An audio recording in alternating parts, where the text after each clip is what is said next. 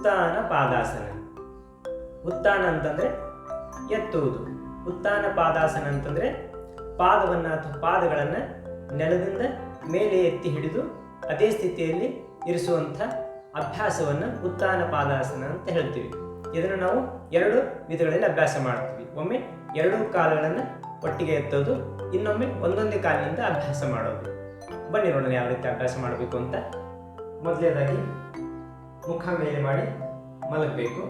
2 ಹಸ್ತ ಮತ್ತು ಬೆನ್ನಿನ ಸಂಪೂರ್ಣ ಭಾಗ ನೆಲಕ್ಕೆ ಸ್ಪರ್ಶ ಆಗಿರಬೇಕು. ಇದರಲ್ಲಿ ಮೊದಲನೇದಾಗಿ 2 ಕಾಲುಗಳನ್ನು ಒಟ್ಟಿಗೆ ಎತ್ತುವಂಥ ಅಭ್ಯಾಸ. ಇದರಲ್ಲಿ ನಿಧಾನ ಉಸಿರನ್ನು ಒಳಗಡೆ ತಗೊಳ್ತಾ 2 ಕಾಲುಗಳನ್ನು ಮೇಲೆ ಎತ್ತಬೇಕು.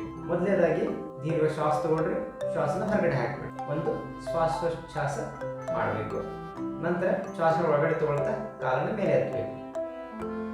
ಇಲ್ಲಿ ಮೊಣಕಾಲಲ್ಲಿ ಕಾಲನ್ನು ಮಡಚಬಾರ್ದು.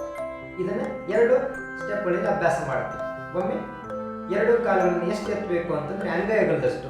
ನೀವು ದೃಷ್ಟಿ ಹರಿಸಿ ಕೆಳಗಡೆ ನೋಡಿದ್ರಿ ಅಂತಂದರೆ ಕಾಲು ಬೆರಳುಗಳು ನಿಮಗೆ ಕಾಣಬಾರ್ದು, ತಲೆ ಎತ್ತಿ ನೋಡೋದಿಲ್ಲ. ಬರೀ ದೃಷ್ಟಿ ಹರಿಸಿ ಕೆಳಗಡೆ ನೋಡಿದ್ರಿ ಅಂತಂದರೆ ಕಾಲು ಬೆರಳುಗಳು ಕಾಣಿಸ್ಬಾರ್ದು. ಅಲ್ಲಿಗೆ ಕಾಲನ್ನು ನಿಲ್ಲಿಸ್ಬಿಡ್ಬೇಕು.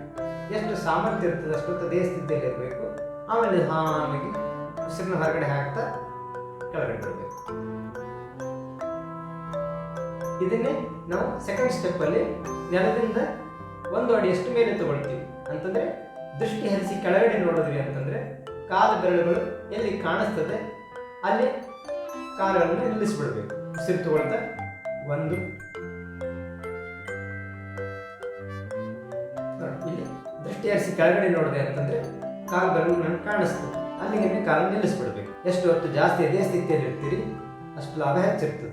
ಉಸಿರು ತಗೊಳ್ತಾ ಕಾಲನ್ನು ಮೇಲೆ ತಗೊಳ್ತೀವಿ. ಆಮೇಲೆ ನಿಧಾನವಾಗಿ ಉಸಿರನ್ನ ಹೊರಗಡೆ ಹಾಕ್ತಾ ಕಾಲನ್ನು ಸಾಮರಿಸ್ತೀವಿ. ಎಷ್ಟು ಹೊತ್ತು ಜಾಸ್ತಿ ಇದೇ ಸ್ಥಿತಿಯಲ್ಲಿ ಇರ್ತೀರಿ ಅಷ್ಟು ಲಾಭ ಇರ್ತದೆ. ಇದು ಉತ್ಥಾನ ಪಾದಾಸನದ 2 ಸ್ಟೆಪ್ಗಳ ಅಭ್ಯಾಸ. ಇನ್ನು 2ನೇ ವಿಧದಲ್ಲಿ ಯಾರಿಗೆ ನಡದ ನೋವಿನ ಸಮಸ್ಯೆ ಇರ್ತದೆ ಅಥವಾ ಸೊಂಟದ ಸಮಸ್ಯೆ ಇರ್ತದೆ, ಸೊಂಟದ ನೋವಿನ ಸಮಸ್ಯೆ ಇರ್ತದೆ, ಸ್ಪಾಂಡಿಲೋಸಿಸ್ ಸಮಸ್ಯೆ ಇರ್ಬೋದು ಅಥವಾ ಡಿಸ್ಕ್ ಪ್ರಾಬ್ಲಮ್ ಇರ್ಬೋದು, ಅವರು 2 ಕಾಲುಗಳನ್ನು ಒಟ್ಟಿಗೆ ಎತ್ತಬಾರ್ದು.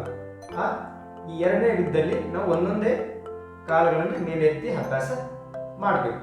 ಯಾವ ರೀತಿ ನಿಯಮಗಳು ಅದೇ ಇರ್ತದೆ. 2 ಹಸ್ತಗಳನ್ನೆಲ್ಲ ಹತ್ತಿರಬೇಕು. ನಿಧಾನವಾಗಿ ಒಂದೊಂದೇ ಕಾಲಿನಿಂದ ಅಭ್ಯಾಸ ಮಾಡಬೇಕು. ಉಸಿರು ತಗೊಳ್ತಾ 1, ಮೊದಲಾಗಿ ಬಲಗಾಲಿನಿಂದ ಅಭ್ಯಾಸ. ಸಾಮರ್ಥ್ಯವಷ್ಟು ಅದೇ ಸ್ಥಿತಿಯಲ್ಲಿ ಇರಬೇಕು. ಆಮೇಲೆ ನಿಧಾನವಾಗಿ ಉಸಿರು ಹೊರಗಡೆ ಹಾಕ್ತಾ ಕೆಳಗಡೆ.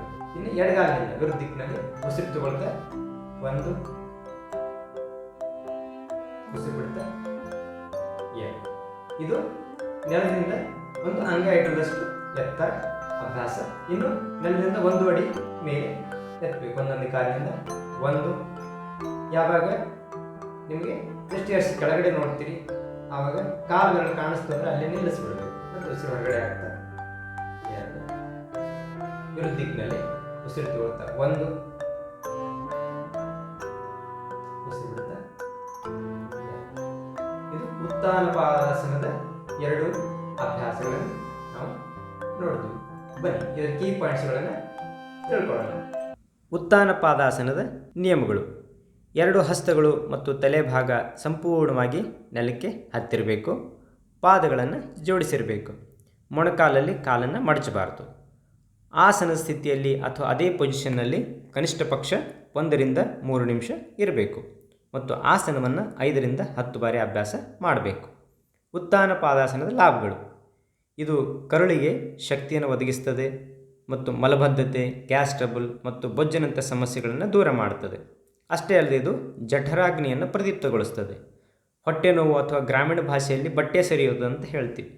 ಇಂಥ ಸಮಸ್ಯೆಯಲ್ಲಿ ತುಂಬ ಲಾಭಕಾರಿಯಾದದ್ದು.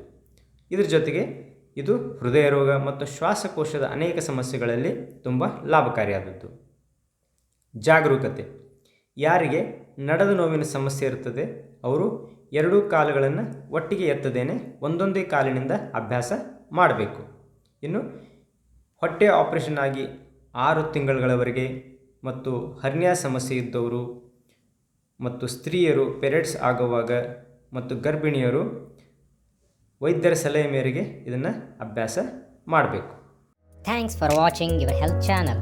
ಈ ಚಾನಲ್ ನಿಮಗೆ ಇಷ್ಟ ಆಗಿದ್ದರೆ ಲೈಕ್ ಮಾಡಿ, ಸಬ್ಸ್ಕ್ರೈಬ್ ಮಾಡಿ, ಬೆಲ್ ಐಕಾನ್ ಮೇಲೆ ಪ್ರೆಸ್ ಮಾಡಿ ಮತ್ತು ಶೇರ್ ಮಾಡಿ.